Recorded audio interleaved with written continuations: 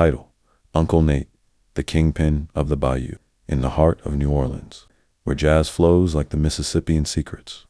Hide in the shadows of Spanish moss, there lived a man known only as Uncle Nate. To the world, he was a legend. To the streets, he was a kingpin. But to those who truly knew him, he was a storm in human form, a man with a haunted past, a crooked crown, and a six-pack of power. Uncle Nate didn't always run the Crescent City. Once, he was just a cook with a bad temper and a golden recipe for gumbo that could make a grown man cry. But something changed tonight. His younger brother was gunned down in the stream. That was the night Uncle Nate stopped being a man and became a myth. He started rising fast, from hustling catfish off the pier to running half the underworld from Baton Rouge to Biloxi. He wore crocodile skin boots, talked like a preacher, and carried a sawed-off shotgun he named Grace. But even a kingpin has his vices. Uncle Nate had a problem. His power came from beer. Not just any beer, not Bud, not Coors. No, this was Bayou brew, made from hops, watered by the blood of gators and the tears of fallen kings.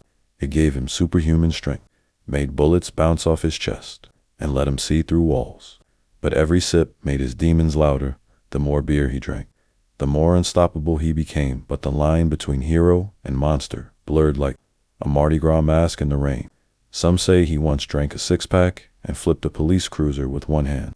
Others claim he stared down a cartel boss and made him confess all his sins before sundown. One thing's for sure, when you heard the crack of a bayou brew being opened in the night, you either ran or prayed.